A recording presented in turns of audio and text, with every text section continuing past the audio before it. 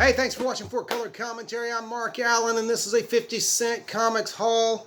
So over the Memorial Day weekend, Vintage Stock was having a BOGO sale, buy one, get one. And when you buy comic books, dollar comics, you know, of course, that means 50-cent comics. So got a little stack of 50-cent comics there. Just wanted to go through, share those with you. Now, you know, when you're looking for cheap books, you're always, we're in that mode these days because of the things like the Key Comics app and such as that, and so many websites that talk about hot books. You're always on the lookout for something to flip. But there's something about 50-cent comics, in effect, that, man, if you can find a good read for 50 cents, it takes you back to those days of your childhood when good entertainment could be found for a couple of quarters. And so that's just kind of where I am whenever I do 50-cent books. I'm just looking for, of course, obviously I pick up the flippables, but nothing that I know of is really flippable in here. It's just all good reading stuff. Pardon me. All right, so we're going to start with something you've seen before. I found another one of these. I don't know why. Alpha Flight number 35 is the only book I've ever seen with this little Captain America head, but there it is. Found another one of those. A Captain America head, where, of course, the comics authority crest ought to be, or symbol ought to be. Comics Code Authority, I should say.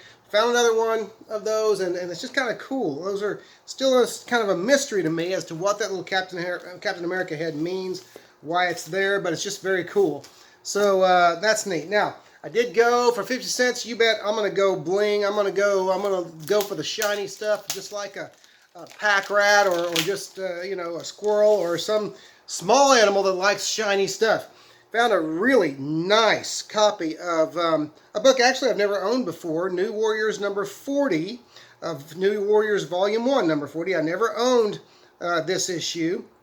I know nothing about the storyline at this point. I know nothing about who does the art. Looks like Fabian Nicieza was the writer and Derek Robertson the penciler. Okay, a very 90s kind of team there. Okay, a creative team. And of course, let's see if I was right about it. Yeah, 1990, looks like 1992 or 3. Man, that print is so small. But what I bought it for was the cover. The foil. Oh man, and I know they did 2 versions of this because I've seen the other version. This is the first time I've ever run across the foil when it wasn't just banged up. And so I went ahead and grabbed this because you know how I like my gimmick covers, especially when they come for $1 or less a piece. And so went ahead and snagged that one. I'm sure I'll read it at some point. Since it's there, because it's a comic book, right? And I'm going to read it because I have it. But also in the area of gimmick books, gimmick covers, I got an issue 3 of a series I'd never even heard of before. A series that was, let's see what the I never checked these things before. You know me. Let's see, 1995 was when this series came out. It is a mini-series. This is issue 3 of however many. I'm assuming that it was, I don't know, 3 to 6 issue series. This is Elektra, Root of Evil. Now, again, check out the very faint red foil, outline on the logo. But it's also a raised cover. You can tell that. I love all the raised, and it's Scott McDaniel, and I believe Chuck Dixon. No, Chichester, D.G. Chichester did the writing, Scott McDaniel the art. I've always been a Scott McDaniel fan, and but I just thought that was a beautiful, beautiful cover. And the red foil is not just on the front; it's on the back. You've got the swords and the sai, and just very cool in raised red foil. And so anyway, just a very cool book. I'm going to look for the rest of those, and I am going to read that because Elektra. This was before anything pre-Ultimate Elektra. Was interesting. The character was interesting. And every story done about Elektra wasn't necessarily great. The Frank Miller stuff, was the best stuff. But, and I forget who the writer was at the time that Frank Miller was doing the art in Daredevil. But there you go. All right. Now we're going to some what used to be called bookshelf format books for 50 cents a piece, or BOGO. Buy one, get one for $1. I got and these are all things I've never read before. The first one is issues 1 and 2 of JLA World Without Grown-Ups. And these are by a couple of artists that were big in the 90s, and one of them was one of my favorite artists in the 90s. Ramos. Now I got to look and see what his first name is. Mike McCone was was the artist I was talking about. Ramos was the one who was the regular artist for Impulse, I believe. Mike Ramos. No, not Mike McCone. Humberto Ramos. There we go. Humberto Ramos was artist for first Flash and then for, if I'm not mistaken, then for Impulse when he got his own book. But he does some art in these, and also Mike McCone, who, of course, I remember him from his work on The Exiles. Great stuff there, and I always liked his take on those characters, his designs, and just the dynamism of his art and all of that. But these are just great. These look to be great fun, and I can't wait to read them. 2 issues of a 2-issue series, 50 cents a piece, so you gotta love that. All right, a couple of interesting Superman titles. I'm gonna go ahead and take this one out since the bag is just about, I mean, here you go, there's the bag. The bag is about done. The Superman Monster by Dan Abnett, Andy Lanning, and pencils by Anthony Williams, and inks by Tom Palmer. Of course, that's a wonderful inker, Tom Palmer. I don't know anything about Anthony Williams' art. That may be his. It looks like it's his cover. The cover is very nice. Very kind of spooky. And how you make a Frankenstein monster out of Superman, I don't know, but that's the whole point of reading the story. And very nice looking interior art. Ooh, very kind of creepy looking stuff there. And so anyway, 50-cent book, not bad at all. Happy to have that. Love the bookshelf format. What they used to call bookshelf format books. Obviously, it is an Elseworlds, and so looking forward to reading that. This one I already started last night. Another Elseworlds Superman title. It looked very, very engaging, very interesting. Written by Roger Stern, with art by Eduardo Barreto, and it is Superman: A Nation Divided, taking place, of course, in the Civil War. Very cool cover, very dramatic cover. And love the interiors. The interiors by Barreto. I'm not sure if you pronounce it Barreto. Don't know. Don't really care. He's a great artist. And so anyway, some great 50-cent books there. And can't wait to read those. And then those will go. They won't go back in bag and board, so I don't know why I'm putting it back in there. These will go on a bookshelf because they're bookshelf format, right? Okay, next is a copy of Wolverine number 107 from 1996. Now, this was not, unfortunately, I wasn't, this was during a run when Wolverine was going savage in the 90s, where he wore the blue bandana and had the bone claws, and I don't remember why all of that took place, why he got so animalistic. But I do remember enjoying, especially visually, and just enjoying the series as kind of a mindless read. Adam Kubert was doing the art, and it was just great. Adam Kubert is still one of my all-time favorite, even better than his brother Andy, one of my all-time favorite Wolverine artists. And he's really kind of second to John Byrne. So there you go. But I've had that run where Adam was the artist. I've had that run twice. And I'm really toying with going back and getting it again.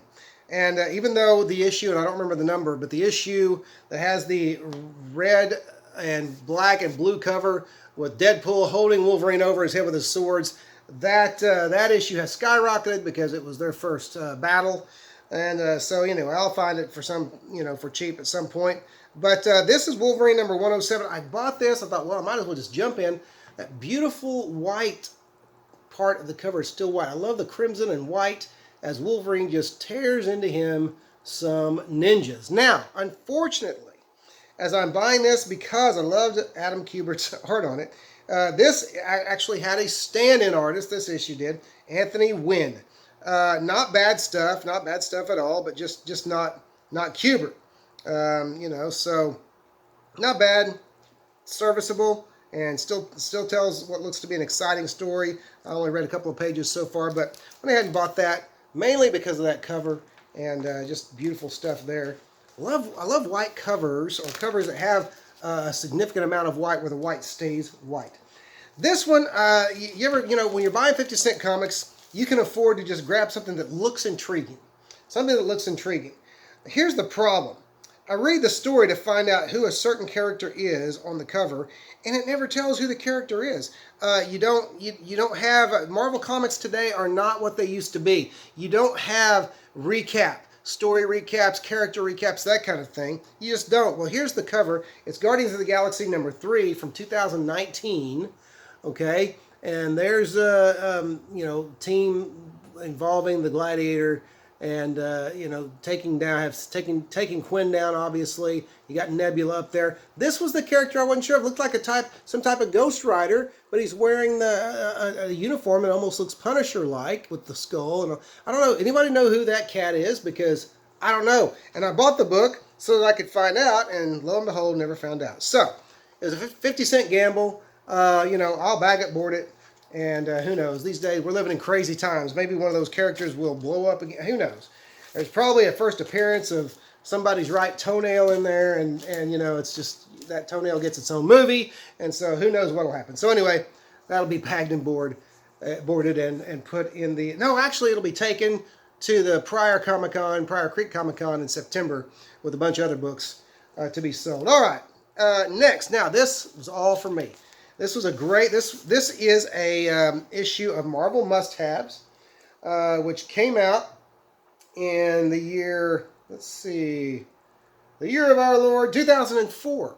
2004. It reprints the 3 issues, Avengers 500 through 502, the Avengers Disassembled, which is just an amazing story. And here it is, of course, with the David Finch art and. Brian Michael Bendis story in there, just great. I remember when I first read this, I hadn't read Avengers in a few years, several years, and what takes place in all 3 issues, especially issue 500, just amazing, just amazing read. If you've never read that read, just at least go and read issues 500 through 502. That was for me. That will stay in my collection because that is a story that even today, every once in a while, I will pull that out and read that again. Plus, my boys will get a big kick out of that. Again, along the lines of just, that looks interesting, and they're 50 cents a piece. I bought this. I won't take these out of the bag. There's nothing really that special about them. Story by Mike Carey and Pascal Ferry. There's a name I hadn't heard in several years as an artist, Pascal Ferry. Anyway, Ultimate X4, Ultimate X-Men and Fantastic Four, issues 1 and 2. Just a 2-issue mini. It was a fun read. It was okay. Nothing special. Nothing special really about the story. Art was pretty good. And it was just kind of an interesting throwdown. I was looking for something more, especially for issue 2, because you have Wolverine tearing into Ben Grimm and you see rocks flying, okay? This is a case of a DC-like cover because this scene never happens, all right? A little bit disappointed with that. Those will also be put in the to sell box to take to Pryor, Oklahoma in September. All right. Let's see here. Okay, going along with the Weapon X, or with the Wolverine stuff. You'll see why I said Weapon X here in a bit. I did go ahead and pick up these 2 that were part of the Age of Apocalypse storyline. These are Weapon X issues 1 and 2. Now these do contain artwork by Adam Kubert. These are just beautifully drawn books. Just a lot of fun, especially with the big old spreads like that, and I loved this age of Wolverine when Kubert was doing this kind of work. And I don't remember much about the Age of Apocalypse storyline. I think it was fairly forgettable. But it was an event, and at the time, I was into the events, and I would read them, and I would shell out my hard-earned $1.95 per issue, and actually with my 20% discount, it came out to be a little bit less than that. But so anyway, issue number 2, and again, Kubert starts out very early with a big old double-page spread there, and so anyway, fun stuff. And I loved Wolverine's character, the Wolverine character drawn by Kubert. And there's a really good. Of course, he only had the one clawed hand in this one, and a steel stump on the other hand. So anyway, those are to read again and to remember. And again, I'm just trying to work on that Wolverine run by Kubert again. Great stuff. Lots of fun. This book boggles me a bit. This was, if I remember correctly, this was only a 2-issue miniseries. But I can only ever find issue 2 of this series, so I don't get it if I can't find issue 1. Now, if it's more than 2 issues, I'm just wrong about that. But for some reason, I remember it being 2 issues. This happened shortly after Hulk, Future, and Perfect. It is a book. It is a 2-issue series by Mark Waid, I believe. I'm going to check that, see if my memory is as good as I think it is. Mark Waid and, I was wrong, Ivan Velez Jr. But I get it for the artist anyway, because the penciler is Angel Medina. This is issue 2 of the Abominations. And this Abomination is from the same future, again, if I recall, as the Maestro was. And so you got this fantastic, Angel Medina art, and with the Abomination in there, and he is the star of this show, so to speak. But again, he's gray on the front of this one, which I'm assuming that's the future, the Abomination Maestro. That's not what he's called, I know that. But so anyway, I went ahead and picked that up because I thought, well, sooner or later I have to see issue 1, and I'll be able to get that again. But I've always just loved Angel Medina's art. Just very almost over exaggerated in as far as the bodies of the characters and stuff, and the biology and everything, but just very dynamic though, and very exciting. Bought this one because, of course, I like the weird custom comics, and the ones that come as part of as a promo. Found this one. I haven't taken it out of the bag yet, and forgive me, I haven't taken the dollar sticker off either. But this is Marvel vs. Capcom Infinite something. Well, Infinite. Maybe it's just Infinite. I can't see because the sticker's covering it up. But anyway, here's it's the Marvel Custom Edition. Marvel vs. Capcom. It's still in the beat up old bag, but it looks to be in pretty good shape. It's got the board in there and everything. So I think I will probably take that out and take a look at it. But I thought, hey, that's pretty cool for 50 cents. And that's just kind of the thing that a lot of people don't even if it never does anything, it's one of those things that you pull out and see people go, oh, I've never seen that before. That's pretty cool. And so for 50 cents, picked it up. All right. Okay, got 2 more to go here. Saving the best for last.